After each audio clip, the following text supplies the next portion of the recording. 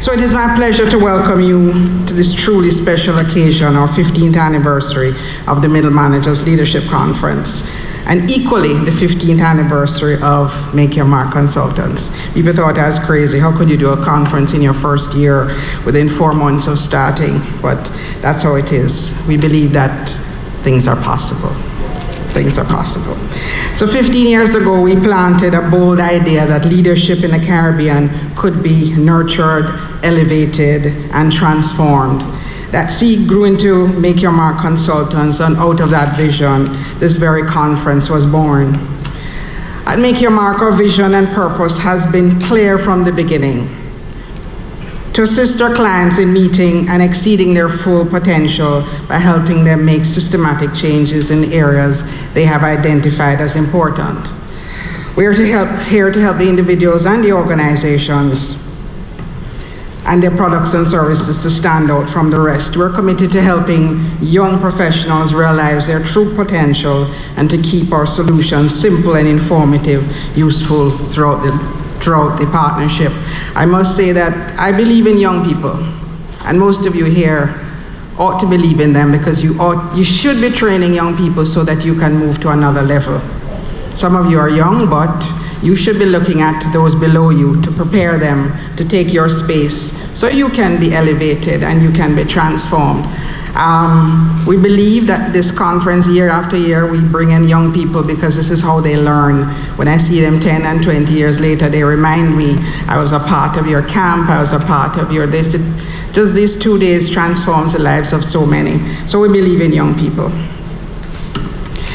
Today we proudly reflect on how far we have come, because MYMC has trained over 30,000 middle managers across Jamaica and the Caribbean and beyond. We have worked closely with the private and public sector organizations, partnering with them to unleash the leadership potential of their people. But this year's theme, a legacy of change, transformation, and execution, is not just a reflection of where we have been. It's a bold declaration of who we are and what we will continue to do. Over these 15 years, we have changed the narrative around middle management, redefining it as a powerful strategic role, and that you are. We have transformed how leaders lead, emphasizing emotional intelligence, resilience, and adaptability. And we have executed with excellence year after year, building a reputation for quality, trust, and innovation. We don't want you just to come and see it as a conference. We want you to see it as an example of execution. And it's time, it is people, it's resources, it's dedication, it's the sweat and tears, it's about the highs and the lows, and that's what leadership is. That's what middle management is. You guys are in the middle, you're the hub, and everything is around that axis. So it's not clean and pretty, but you get the things done. We've witnessed careers take flight, leaders step boldly into their calling, and organizations shift direction and strategy because of the sparks ignited right here in this very room. Middle managers are the unsung heroes of every successful organization. You are the strategic doers, the ones who translate ideas into action and the glue that binds teams together. You're the ones who execute vision, drive performance, manage change, and hold organizations steady during both the smooth and the stormy seasons. I'll stop to acknowledge Honorable Pernell Charles Sr.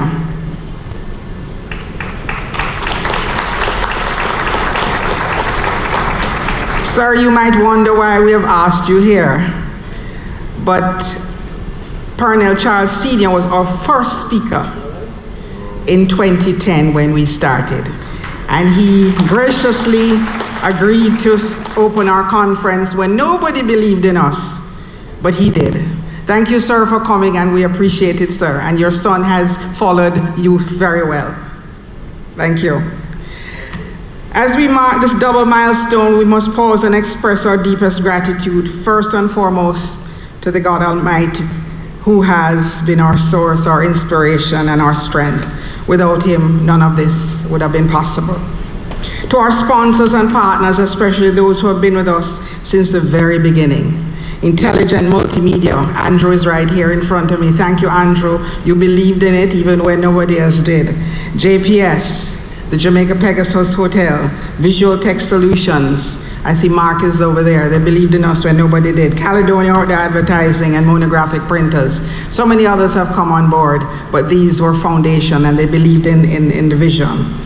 So your unwavering support has fueled our journey and helped us make an enduring impact. We also thank the organizations who understand the value of investing in their people, especially middle managers. Your belief in the power of leadership development ensures that organizations not only survive but thrive. And today we look back with pride, but more importantly, we look forward with purpose and with hope. At Make Your Mark Consultants, we are ready to walk with you, partner with you, and equip you for the future. So today, let us celebrate this incredible milestone. Let us connect, learn, and challenge ourselves. Let us recommit to leading with courage, transforming with vision, and executing with excellence. As we celebrate our 15th anniversary Managers Leadership Conference, we also celebrate the world's only Middle Managers Conference, a gathering that continues to shape the future of leadership in the Caribbean and beyond. And to my JCF friends, I'm wearing black not because we have a problem with JCF, but because it is our uniform. But JCF, we support you for those who are here. Thank you so much. Have a good 2 days.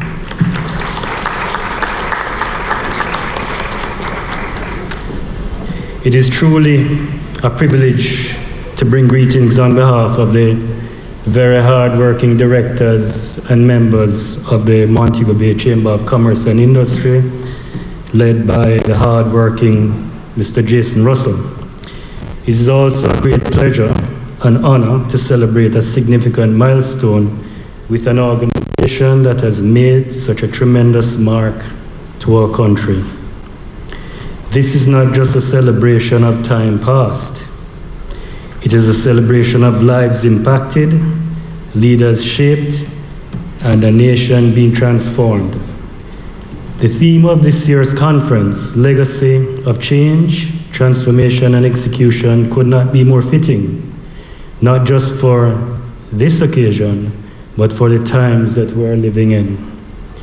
For many years, we have watched a consistent wave of talented middle managers migrate overseas in search of growth, opportunity, and stability.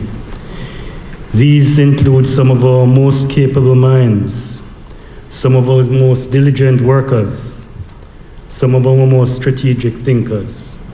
But today, the message is different. Today, we can say with great confidence that Jamaica is the place to be. Jamaica is no longer just a land of potential. We're a land of unfolding opportunity. Our economy is stabilizing, investments are rising, and innovation is blooming in sectors ranging from logistics and tourism to technology and agriculture. New businesses are taking root and existing ones are expanding. With all of this comes a clear and urgent need. The need for experienced, execution-driven, values-based leaders. These are the leaders that this conference seeks to empower. Now is the time to come home. Now is the time, not just in a physical sense, but in a way that speaks to purpose. The realigning of your professional journey with your roots, your identity, and your country's future. Jamaica now needs all its citizens now more than ever. We need your international perspective, we need your experience managing people, We need your intelligence to help our country thrive and move forward. At the Montego Bay Chamber of Commerce, we believe in building the business environment where leaders like you are empowered and valued. We are confident that Jamaica has the talent, the ambition, and now the infrastructure to support a world-class business ecosystem. We encourage all our middle managers today to embrace this moment, to lead boldly and execute with intention. Thank you very much for having us, and congratulations to Make Your Mark consultants on the 15th annual Middle Management Leadership Conference. A job well done, Dr. Jacqueline Koch, and to your team. Thank you very much.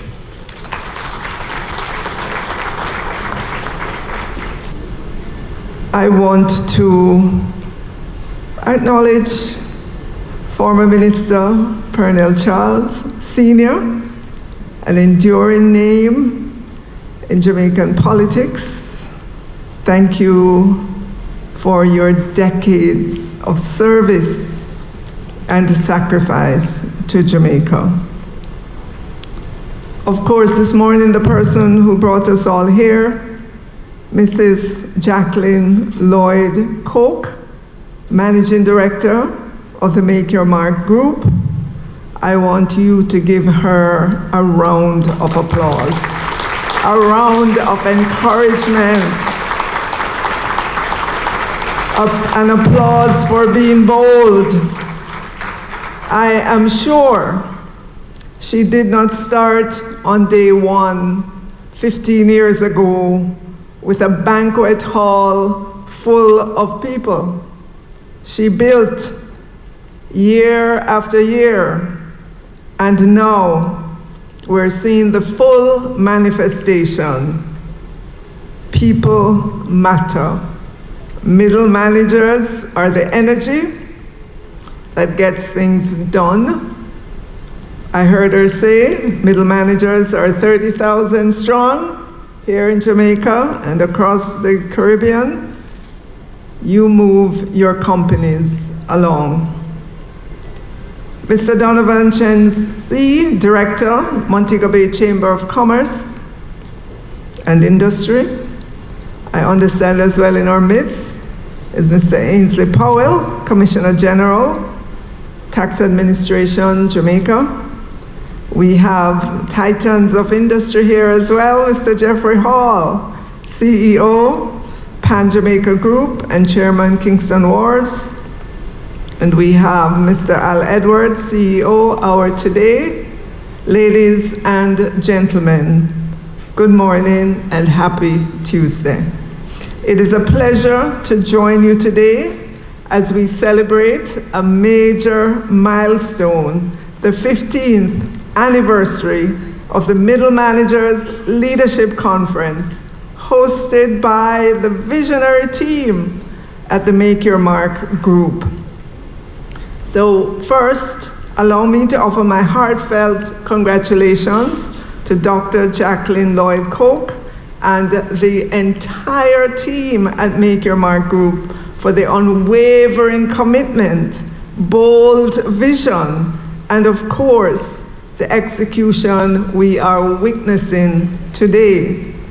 To build, grow, and sustain an event of this caliber for 15 years is no small feat.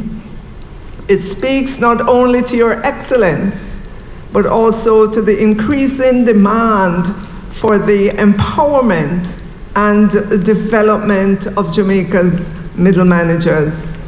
Indeed, the Middle Managers Conference has earned its place as the premier management conference here in Jamaica. And I heard the convener say it's one of the only conferences of its kind anywhere in the world, and that deserves another round of applause.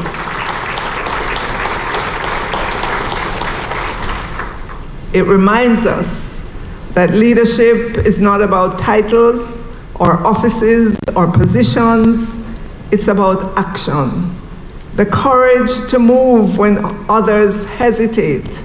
It's about vision, the ability to see beyond today's challenges and into tomorrow's possibilities.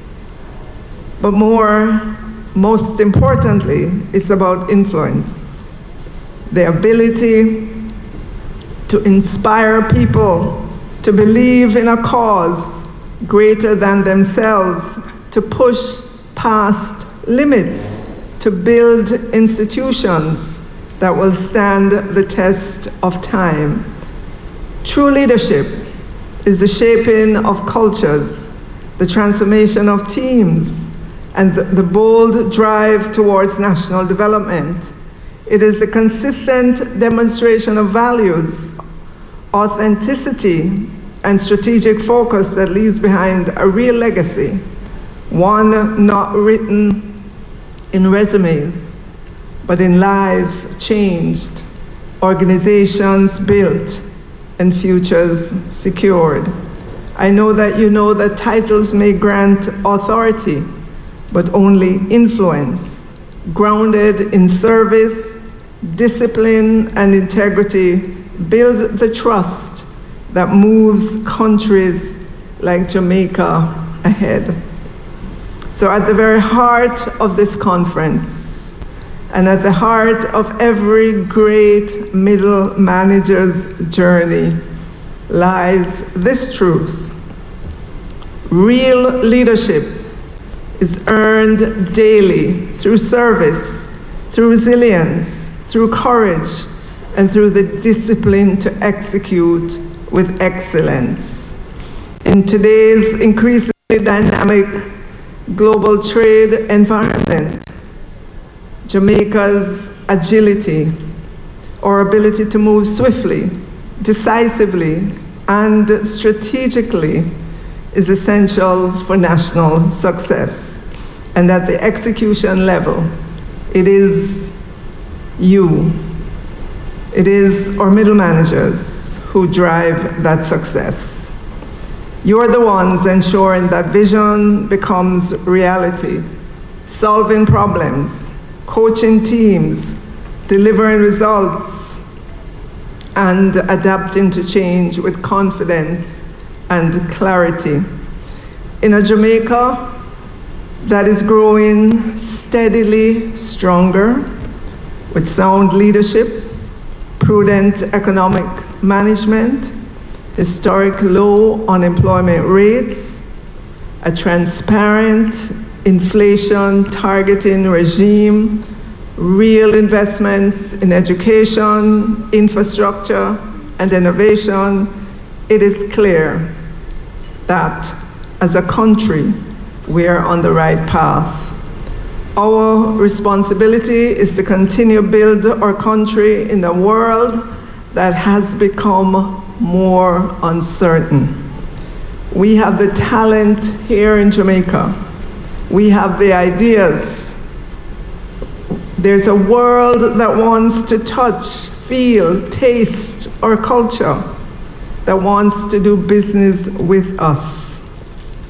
That is why the work of conferences like this one is so critical.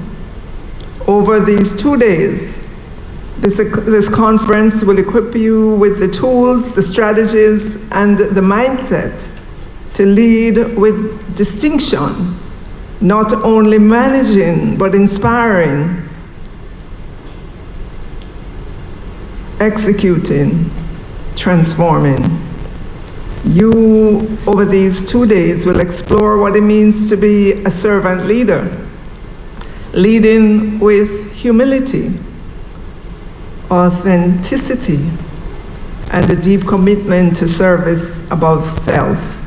You will discuss the actions and attitudes that mark true leadership and how these behaviors drive organizational growth, innovation, and resilience. Today, as we all, as Jamaica, boldly navigates an increasingly complex global economy, As Minister of Finance and the Public Service, I see every day how important strong leadership is to sustaining the progress we've made in stabilizing our economy, attracting investments, and opening new opportunities for our people. And so I urge you today, take advantage of these 2 days, engage with the discussions, learn from the experts, sharpen your skills, strengthen your networks, and leave here not only as better managers, but as stronger leaders for Jamaica's continued growth and transformation. So congratulations once again, Dr. Jacqueline Koch-Lloyd and the Make Your Mark Group. Thank you for investing in people. Thank you for helping to shape a Jamaica that is more resilient, more innovative, and more prepared for the future. To all of you who are attending, I wish you a productive, empowering, and inspiring conference. Let us all continue to make our mark and continue to move Jamaica in the right direction together. Thank you.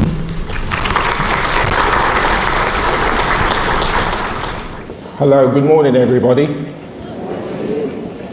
Before we get into things, I'd just like to say this is the 15th iteration of the Middle Managers Conference. And I can remember it's in its earlier years, and I think Jackie Lloyd Coke has done a fantastic job. She stayed with it, she's built the brand. Right now, we have the topical issue of Chinese mechanics doing well. But here we're seeing the same thing at work. Discipline, professionalism, delivering what you said you were going to deliver, and more importantly, building the brand. Jackie's done all that, and I think she deserves a warm round of applause.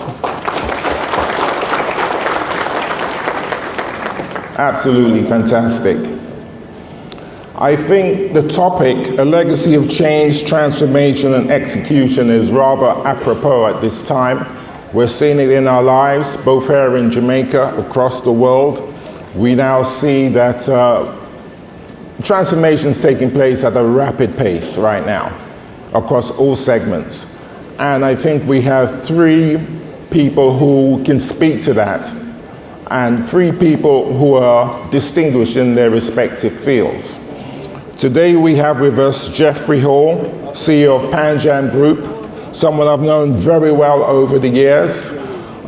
Jeffrey started out doing law. He's at Harvard University. He's fond of economics. He came home. He's been on the board of the Bank of Jamaica, JamPro, all before 30 years of age. He was part of the Caribbean Investment Fund, did a fantastic job there with Dr. Nigel Clark. He then went into Jamaica Producers and transformed it. Jamaica Producers was known mainly for bananas and such forth. That's a legacy of an older economic model we had here in Jamaica. But he transformed that institution, managing to look at exporting across Europe, Central America, different markets. Incredible job. Running Kingston Walls. He is now running the Pan Jamaica Group and doing a good job with that as well. He is a stellar senior executive, a man who delivers. Next we have Ainsley Powell. I've got to say this. When Clive Nicholas stepped away from tax administration in Jamaica, everyone said, oh, who could fill his shoes? Well, Ainsley certainly filled his shoes, there's no question about that. He's gone on to do a remarkable job. Talking of transformation, he's embraced the digital age, and he makes the point that now 80% of the revenues are online. So he was able to pivot to a more digital model, which is really of the times as we kind of get into the first quarter of a new century. Absolutely fantastic job. For his efforts, 35 years in the public sector, he was awarded the CD. Very well deserved, I'd say. And we have with us online Sandra Husbands, who's in the Ministry of Tertiary Education and Training in Barbados. Now note this, training and tertiary education is vital. She's not just a Minister of Education. Training and tertiary education. The way she sees it is that you've got to really calibrate your curriculum to industries of the time. She makes the point that Barbados has a population of 270,000 people. So by 2015, at least the majority of the population probably might be over 60, and that's going to be a burden on the state. So you have to be able to pivot. You've got to have not just high employment, but people who are employed with skills of the age. And she's dedicated to that. So that's really where the aim, she wants to drive an efficient Barbados with skilled and trained people in the right slots. So you don't have people with just low income, same industries, but they can pivot. And your citizenry is not a burden to the state, but help the state because they are trained individuals.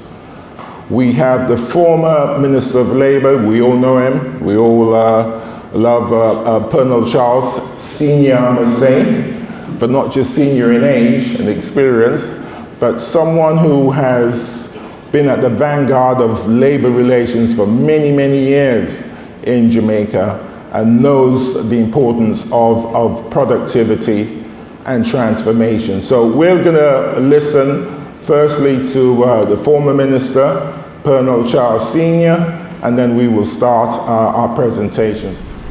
Mr. Chairman, and ladies and gentlemen, good morning. You know about me. My topic is, I'm a troublemaker. Everybody says that. So they retire me and send me home at 89. And this morning I hit the ball past my colleague because I do an hour and a half tennis every morning except Saturday and Sunday. So come the 1st of September, I will start on my 90th year. And somebody want to know why. I tell you,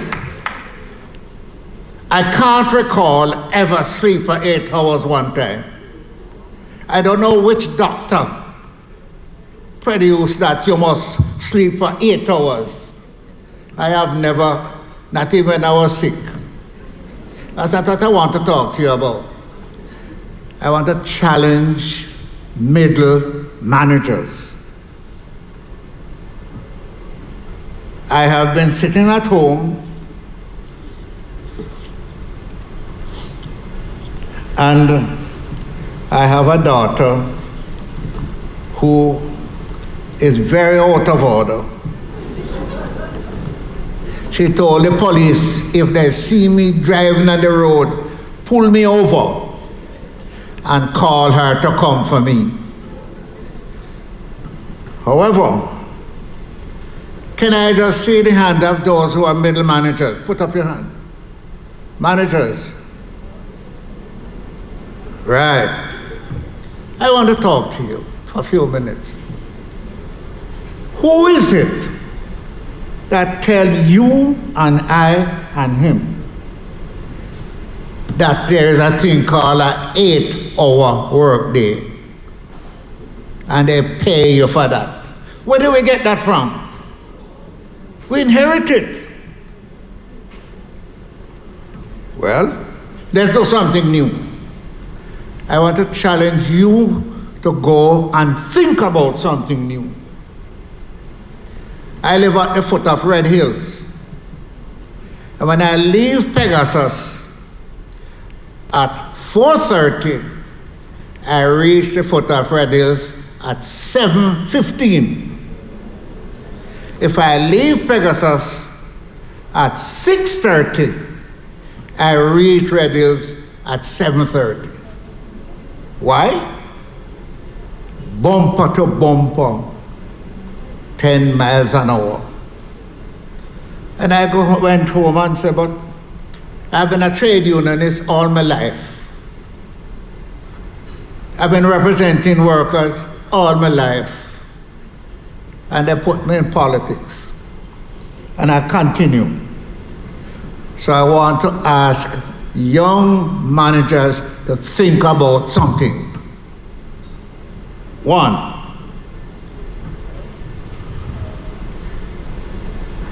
the amount of cars on the road, you spend up to 2 hours driving back and forth. Why? Because everybody is driving one time. So I said to myself, let's create a new management structure. Let's create a new hourly work.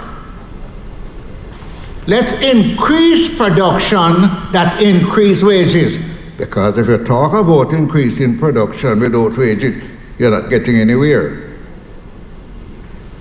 So I said, all right, Mr. Charles, what do you mean by that? Suppose I said to you,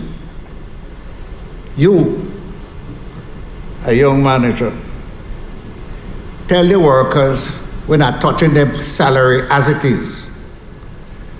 But we want you to come to work at 7 o'clock instead of 8. Because when you leave your house to reach work at 8, you're not reaching till 9:30 because of the traffic.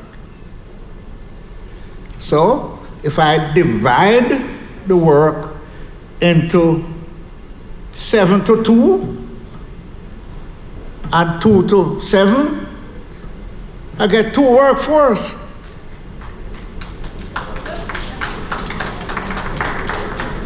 It's only 1 or 2 people clap. That means only them 1 year. Remember, we're not touching your salary. And if you have to do more, you have to get increased pay for increased production.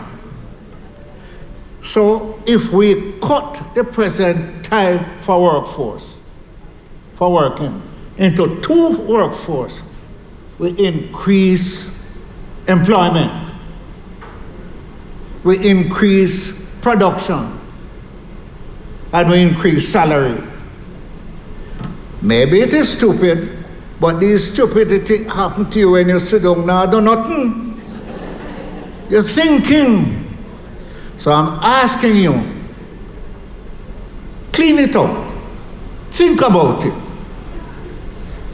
Nobody will lose any present salary.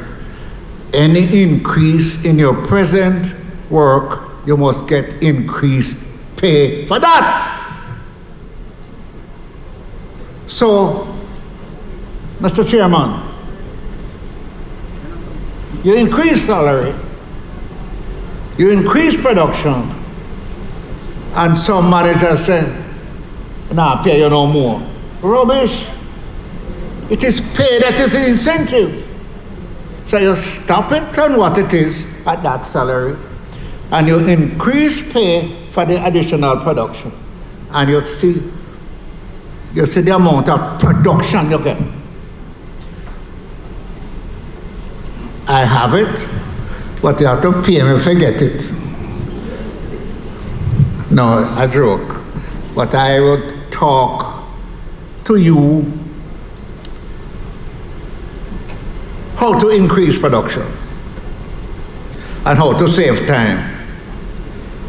And when you have bumper to bumper now that keep you on the road for 2 hours and 5,000 cars down the Marcus Garvey Drive to come on the road, you won't reach work and you won't reach home.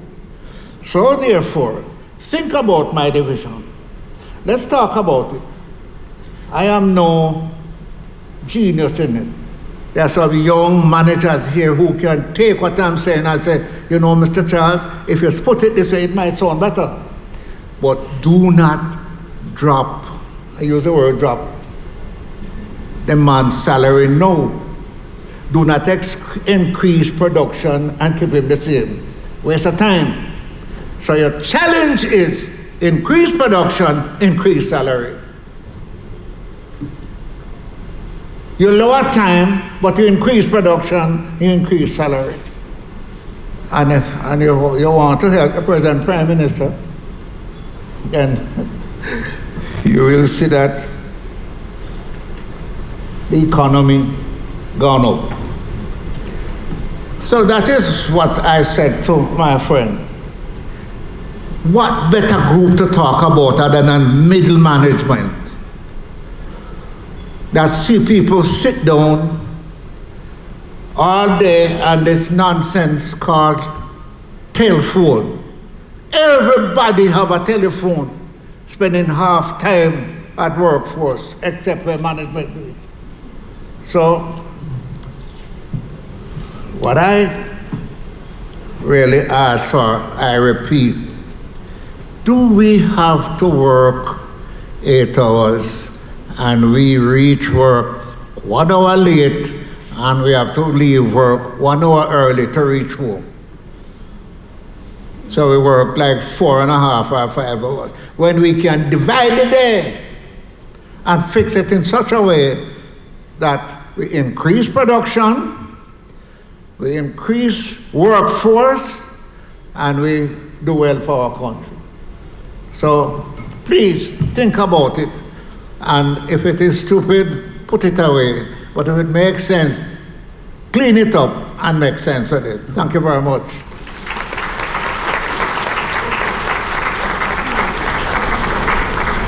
Well said, Mr. Charles. Increasing productivity, very important for the growth of the country. It was remiss of me, Minister Husbands will be joining us online on the screen, so she'll be joining us from Barbados.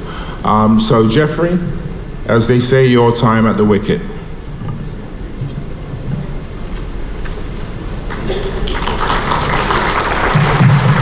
All right, Al Edwards, you put me to go after a seasoned campaigner like Honorable Colonel Charles Sr. No, I am. Middle managers, welcome again. So today on your panel, you have people who come from different systems. People who come from the government, the tax system. People who represent the system of education in the case of Barbados. My world, the world that I occupy professionally, is in the listed company space.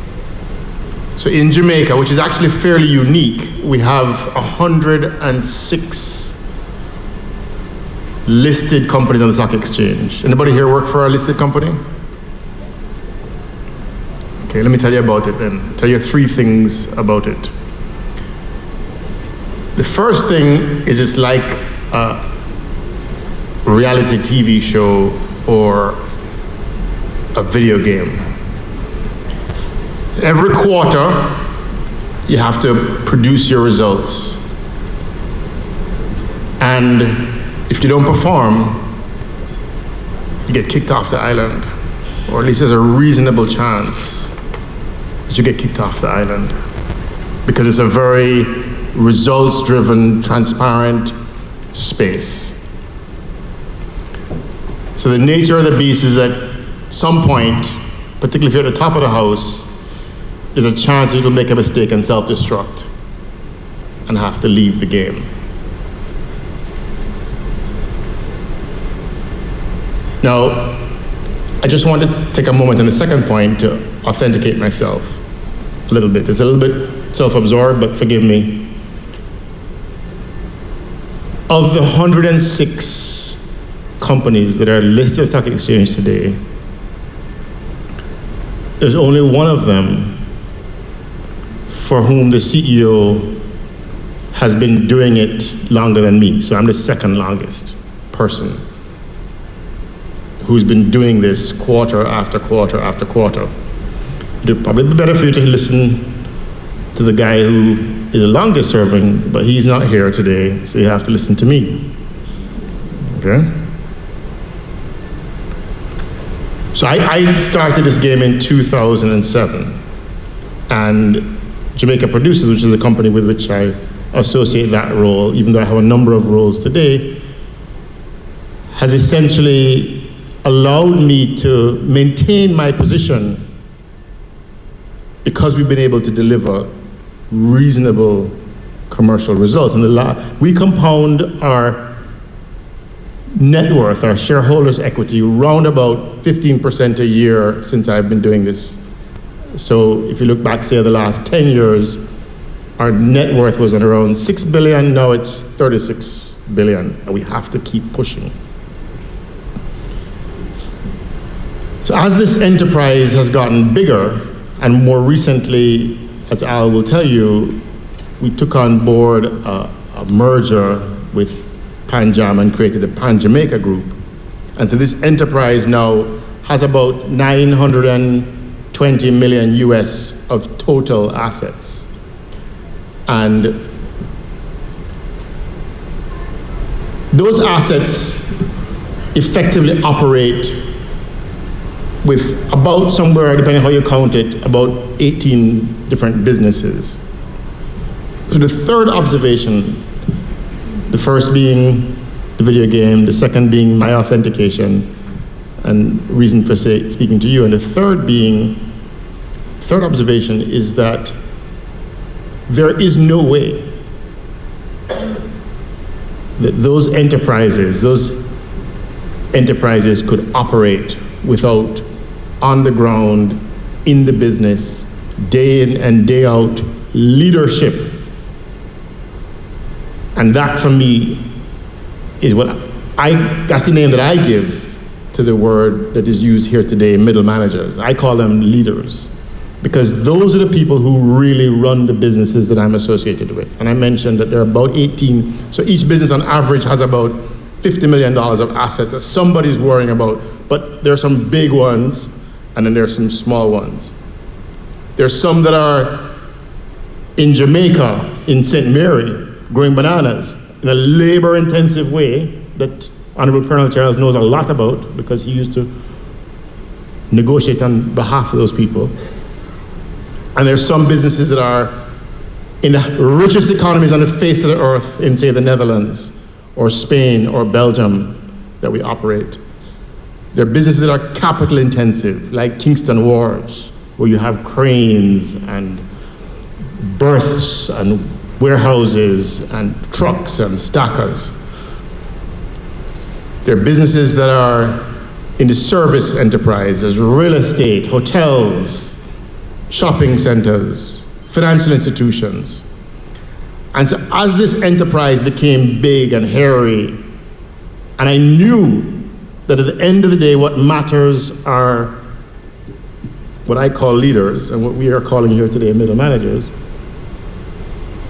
I made an effort to write down a set of principles that cut across every single enterprise that I've been associated with, and the principles that I would see being applied to the leaders that I call middle managers, or the middle managers that I call leaders. So I'm going to put it on the screen and just flash it in front of you, and then make an opportunity to discuss them. What I bothered to do was to identify a set of principles that any person who sees themselves as a leader, and that doesn't mean that the person who drives the truck isn't a leader, because this is about your career, and in that space, you're the owner. So we've distilled the principles into three big themes. These are principles of leadership that I have seen work in my life, that I advocate for you, for your life. I've given them labels. Big principle number one is ownership. I'll tell you what that means. Big principle number two is realism. Big principle number three is connectedness. So the first big theme, as I mentioned, is ownership. And ownership for me is about, you go to the next slide, And you can take a look at them, and I'm just going to whiz through them. They're available to you. I'll make them available if necessary. But ownership for me is about painting a picture. And every middle manager here present, I'm advocating that you identify a space in which to paint a picture, to project forward. Now, if you just project incrementally, something that you're going to do Monday morning, people will say that's trivial, okay? And if you project forward 20 years and you envision SpaceX, they say, well, that's fantasy. So it's about identifying a space and a set of goals that are somewhere in between those two bands, the band of fantasy and the band of incrementalism. For me, it's about 3 years. So it's very important, in my view, as a leader, to identify some very specific, measurable goals that project forward. And those goals paint a big picture with a high degree of resolution. If you haven't done this in your career or in your organization, this is the moment. But underpin that big picture with some very specific steps. And the specific steps can be relatively small. I won't bore you with how the P&L works, but if you have a business with $100 of revenues and it's making $10 of profits, if you can cut costs by 5%, you can increase your profits by 50%. So those small initiatives that you need to document for yourselves are important. I'm going to pick up the pace now. In the concept of ownership that I put forward for leaders, yourself included. Next slide. Setting that goal is critical, but bringing people along with you is absolutely essential. And so setting the goal is one thing, that North Star, articulating it, quantifying it, that's critical. But in our view, figuring out how you carry with you customers, how you carry with you suppliers, how you carry the board with you, how you carry the bank with you. And in my view, the way to do that is documented here, but I will emphasize a strong and principled approach, meaning ethical, will carry you long and far. Somebody mentioned the word sustainability. And the second thing I emphasize is a human approach. We want owners who are authentic. And we believe that you have to challenge yourselves not to be a machine, but to be and project a principled leadership. Next slide. The second one is realism. Next slide. For me, realism, once you set big goals, is about measuring performance day in and day out. Next slide. With KPIs that are quantifiable. And that's the principle that I've been able to use for success, and to measure the costs of what you do against that return target.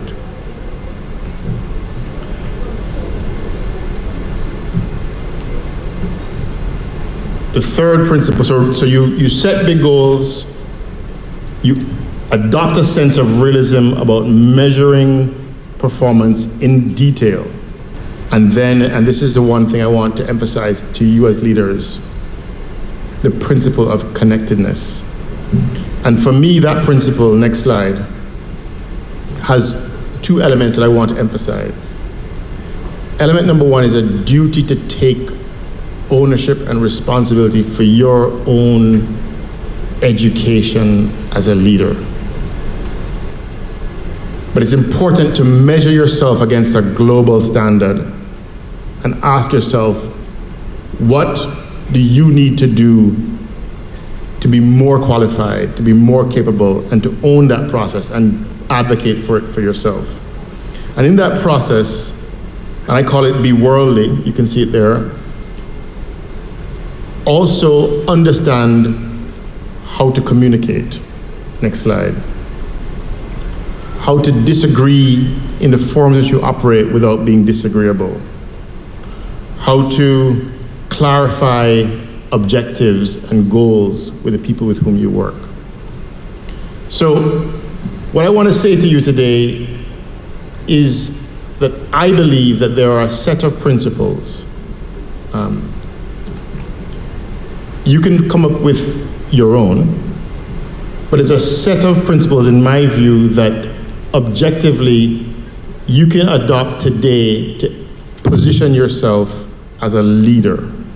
And it's important to do that regardless of your position. And somewhere among those principles, in my experience, is a concerted effort to paint a picture, to set a very precise, high resolution, lots of pixels goal. And that goal needs to be quantified, and it needs to be projected forward to that space that is beyond incremental, but not fantasy either. You've got to do this for yourselves. Identify that goal, and then make the effort to communicate that vision to the stakeholders around you, at least quarterly. To all of the stakeholders, you've got to share your goal, and it takes risk. Underpin it with a sense of realism, with measurable KPIs, and then learn the tools of communication. That's my advice to you. Thank you.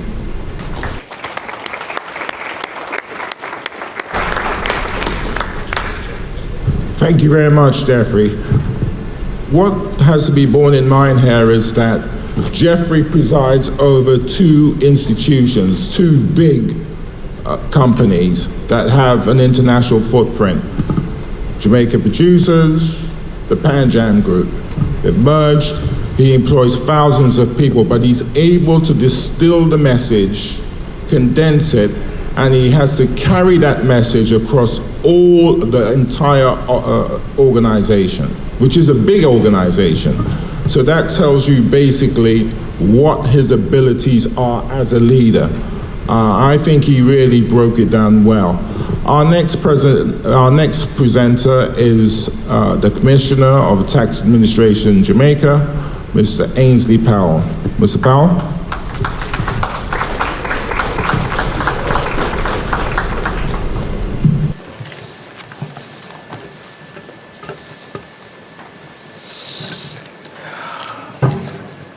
Dr. Cook Lloyd, let me just say thanks for inviting me and TAJ to be a part of this event. Mr. Charles, good to see you again. And this one, yeah. And ladies and gentlemen, I hope I will be able to share some of the TAJ's journey and the issues that we faced and how we had actually approached them. Now, we are basically a semi-autonomous authority, and we basically embarked on that journey in 2011. There was an interim approach to it where we had another TAJ under the Revenue Administration Act, where we had brought 4 entities together. The Tax Audit and Assessment Department, the Tax Administration Services Division, the Inland Revenue Services Division, and we ended up into a full body called Tax Administration Jamaica. The whole question of the journey was that we actually had an appointment date, and we had some key things that we had actually looked at, and that was in 2014 we became legally enforced, and we started on that journey. In 2015, there was another turning point where we had to implement our new Revenue Administration Information System. And that name is evident of some of the transformation that we went through. It actually is a software called GenTax by a company called Fast out of the USA. But when the team, having worked on it, to customize it for our use in Jamaica, they gave it that name. In 2018, we started to focus on some of our infrastructure for customer service ease and of course for staff comfort. And we started with the Falmouth office. That was one of the first offices to come on stream.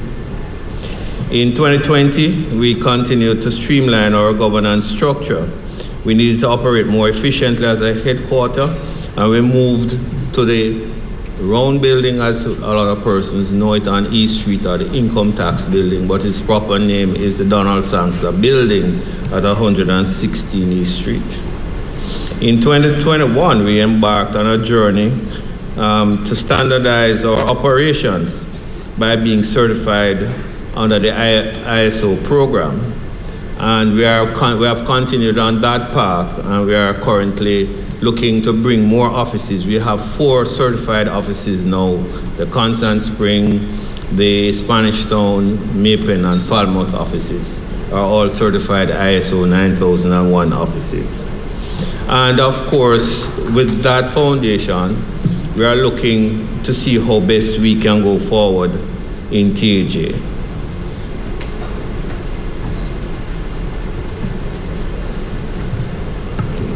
The operational side, we had looked at getting our taxpayer engagement up and the standardization of our services, public awareness campaign, the certification, as I mentioned earlier. We introduced queue management systems within the organization, and we looked at capacity building, and we partnered with key public and private sector organizations to get feedback as to how we should really carry out our role. And you must remember that this is against a background when we were trying to meet a lot of the IMF programs and to get the revenue in as much as possible. In fact, we had found ourselves tanked at 97% of target every year, and we needed to break that and to move to at least 100 or more, which we eventually did. We looked at having a digital transformation of the space, so we wanted e-service options or website, online, tax mobile apps. And you might not know some persons, but there is a mobile app available on the Android system.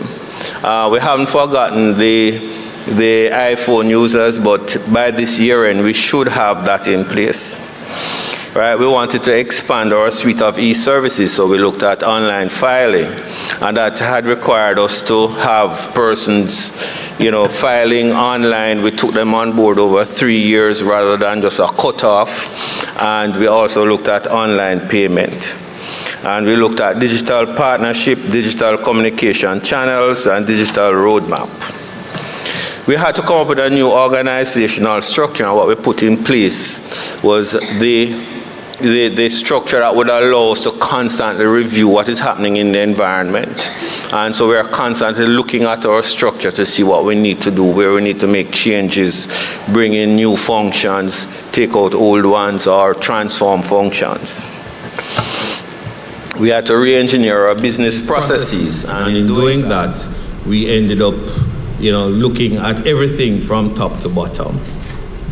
We had to build out our legal support services, and we looked at getting our technical advisory teams on board to provide advice not just to the organization but to the public. So if you have any experience with us, you'll know that we have a team of technical advisors that will help with any tax issues that you have. So persons can write in to ask, how would you deal with an issue, and they would give you a response.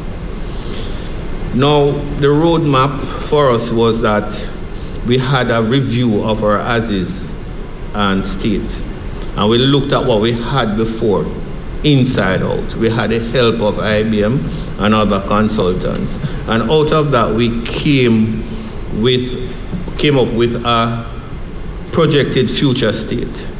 And we developed that on 2 concepts. We wanted to be risk-based, and we wanted to be customer-centric. And to be risk-based, we knew we needed to transform our ICT platforms, our taxpayer accounts, and information services. So what we have now is a system that allows us to look at a taxpayer across multiple functions. So you can pull customs, you can pull PAYE, you can pull other data that we get through third-party information, and we can do a profile to properly risk taxpayers to determine if A, they should be registered, B, if they should be audited, C, if they should be asked to come in and make changes, etc. So that was one of the things that we did. We had a transition plan, and we said we were going to move from manual to digital. And we also had to deal with the transition from central government to a semi-autonomous authority. To transform the leadership, we looked at how we wanted our executive to function. And we looked at our next level, and we refer to them as the senior leadership team. And we built out that core group, what the roles and function of that group, how it relates to the executive, how would we delegate authorities and responsibilities throughout the organization. Because we are at 30 odd locations, and we knew that would be a challenge. How do we get standardization through that process? We had to motivate employees because the change wasn't easy. Because it meant that, especially at the top, because you were bringing 4 entities together, not all your previous middle managers would still be employed in that level or capacity. And, so we had some separations taking place. We had persons not happy necessarily where they would have landed. So we had to rebuild all of that to get this type of synergy that we needed in the organization. So we have an employee relation team that did a very good job at, coming up with rods and recognition. How do we recognize persons? We refer to it as our wow moments and our annual ceremony for rewards for performance. We did a lot in leadership training, coaching development, weekly executive meetings, senior leadership team. We had quarterly performance where we looked at what was happening and how we can improve, which we still do. We had management retreats just to make sure that, persons kept abreast and how, we can make things better. And we also set up project committees that would look at charting new waters and new courses. The engaged team in TAJ, we had staff development committee, talent management, KRAs and work plans and performance evaluation reports. All of that, we had those integrated and having them running smoothly, that persons could see the corporate vision, mission, the strategic focus, etc., right down to the desk. Because that was important for persons to see themselves in the final output. We tried to improve internal communications, because in the early transformational phase, anytime you had any unrest or hint of unrest, is usually the fail point is communication. So we had to develop that. If nothing is happening, we would let persons know. If something was happening, we would let them know. If we were barely moving, we would let them know. And as I mentioned earlier, we set up the employees relation unit that has the role of just keeping things going. So I have run out of time, but I think I've covered basically what we did. And I just want to leave you to something that you can relate to where we're thinking of going with our digital transformation. I think most persons in here will have a driver's license, and what we are thinking of doing, and you may like it, is that you have a digital picture in the database. You send a digital picture for a renewal. It runs across all the platforms to look at any tickets outstanding, any suspension, etc. And it approves for a renewal. And you get an e-driver's license. Thank you.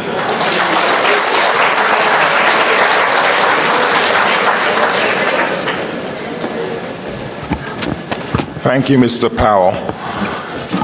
It just shows you the magnitude of the task at hand. We all know for sure there are only 2 certain things, death and taxes. But the thing about it is, with taxes is, as Mr. Ainsley Powell just outlined, he has to transform an entire organization and make sure he gets it right.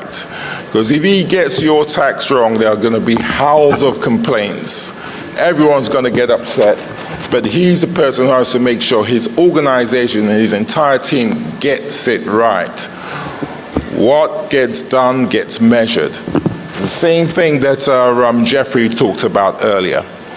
Our next presenter will be Ms. Sandra Husbands, who is in the Ministry of Tertiary Education and Training, and she will be joining us from Barbados. Minister, are you with us? Yes, I am, and good morning to everyone. It's a pleasure to be here, and thank you so much, Mr. Edwards. I want to acknowledge my other co-presenters, Mr. Jeffrey Hall and Mr. Ainsley Powell. Thank you for setting a wonderful stage for this discussion. And a special big hello to Dr. Jackie Cook Lloyd. I want to congratulate you on the excellent work that you have been doing and its impact on Jamaica. And good morning to all of the attendees. I want to congratulate you for your progress in your careers thus far. Now, this morning, I am going to be sharing briefly with you a little of my own journey and challenging you to be able to engage in the effective management of your own journey to greatness. Let me put it that way, to greatness. The issue of leadership is not easy. And the reason for that is that leadership asks you every day, every single day, it asks you, who are you? Everything that you face, everything that you experience, this is coming from out of, that is challenging everything in you. It asks you, who are you? And you have to be able to answer that. And so what will keep you grounded as you seek to inspire, as Mr. Hall was sharing, as you seek to do step-by-step implementation of whatever strategy your organization is asking for, as you seek to continue your own personal development, at the center of it is the effective management of the cycle of your potential. So that's what I want to share with you this morning. I hope you can see the screen. The cycle of potential tells us a few things. Because your potential operates on a cycle, which means it has inherent power within itself to keep duplicating itself. Each step of a cycle, when managed well, will lead to the emergence of the next step, and the next step, and the next step, and it will keep fueling itself all the way through until you die. And that is why ensuring that you understand it and use it well is important to your life's success. So let's just get into what are some of the steps of that cycle. The first thing in your cycle is stepping out. And this goes back to what was being shared by Mr. Hall, that you aspire to something, there's a vision, there's some place you want to get to. Do you know what it looks like? Do you have the courage to actually make that step? This is the challenge. And one of the things that I had to learn in my journey is that when you've had success at a lower level, you want to stay there because it's comfortable, it feels good, and you don't want to engage fear and uncertainty by stepping higher. But if you're going to continue to grow, it is important that constantly you are moving to higher levels, that there's a step out for you. Now, in order to succeed in your step out, you have to engage what I call cash. Everything that you want to do in life has a knowledge component, an attitudinal component, a skills component, and a habit component. And habits are where the success will be. Mastering the knowledge, the attitudes, and skills will give you the combination of actions that will form habits, and the habits are what will get you to your goal. Everything you want in life has a cash component. If you want to learn to ride a bicycle, there's a cash component. There's knowledge, their attitudes, their skills, their habits.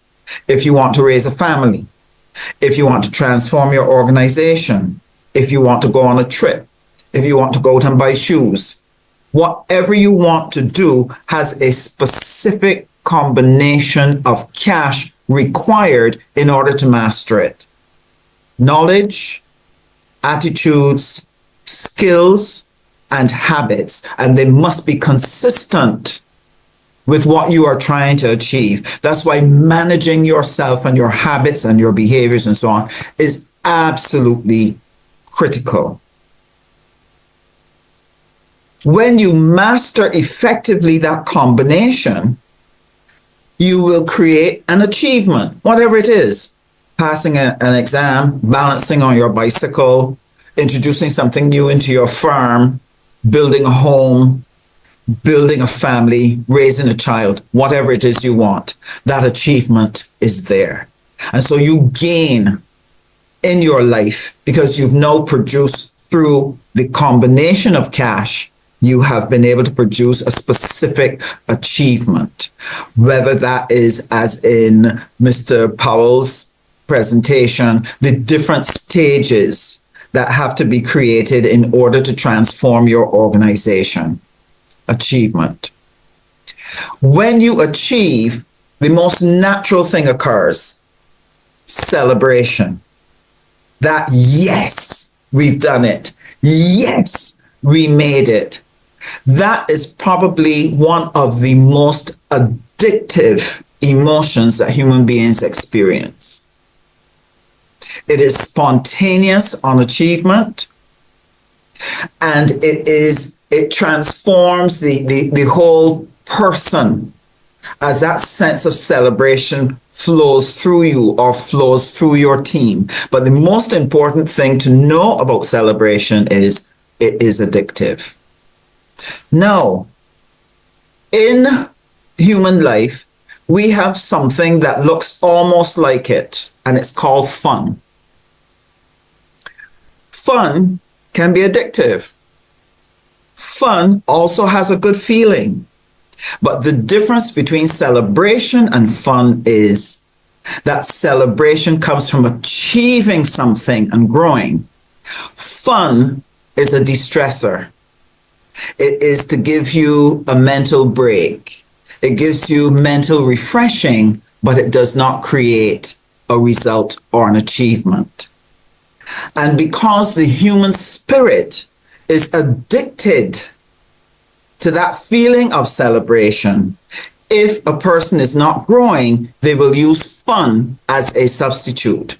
And so you will know if the high point of their life, the high point of the weekend, the high point of the last year was something that was fun and not celebration, you will know that that person is operating on the wrong fuel and that person is not growing.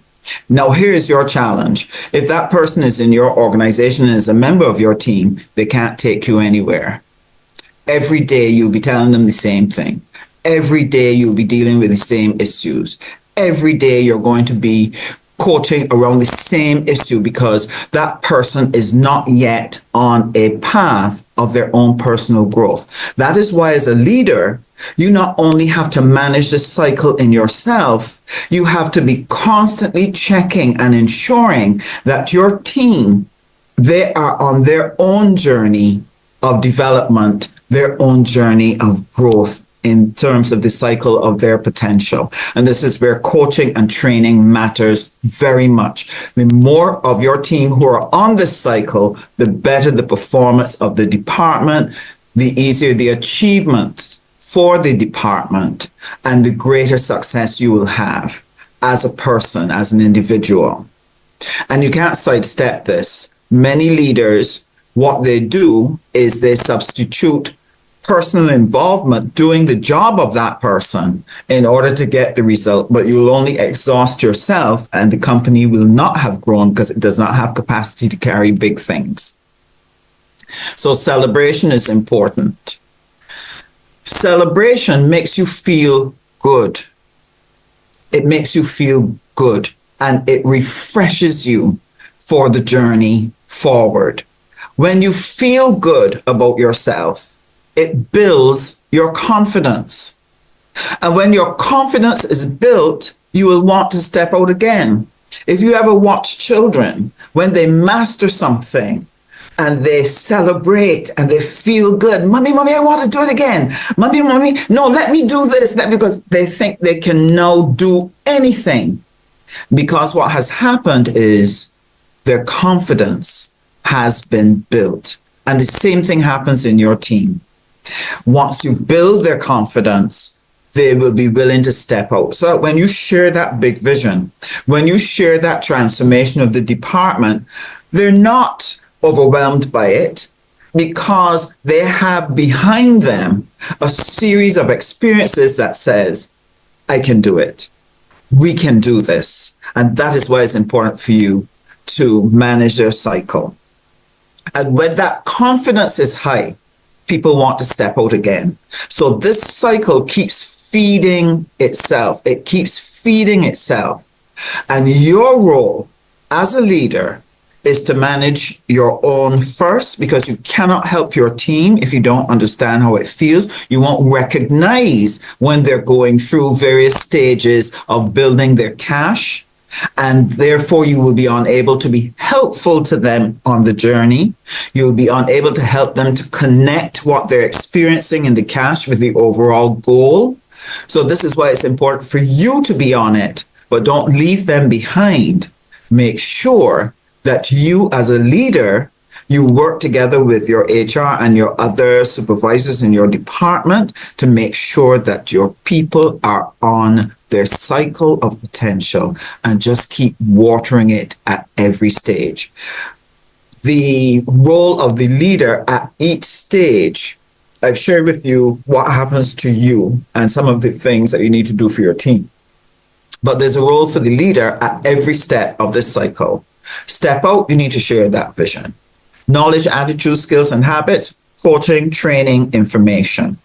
Achievement, monitoring, evaluation, feedback. Celebrating, you are their biggest team leader. You are the biggest fan that they have. And you make sure that you recognize it and do whatever it takes to celebrate it. When they feel good about themselves, what you're doing, you are affirming them during that process. You're patting them on the back. Well done. So proud of you. You have grown, and be able to say back to them your observation of their growth. And when their confidence is built, you're right there with what the next step is going to be. You have work to do. And I want to support you and encourage you to take this journey seriously. Manage your own and help your team to manage its cycle of potential. And you will see tremendous growth in your organization, but more importantly, tremendous growth in yourself.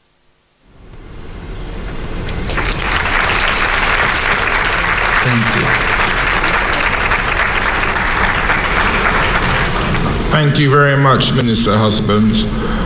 That was very important. The cycle of potential, which hinges on knowledge, attitude, skills, and habits to become better managers and to bring greater productivity to your organization. Very important. I think that was a rather productive and constructive session. Can we have a round of applause for our presenters?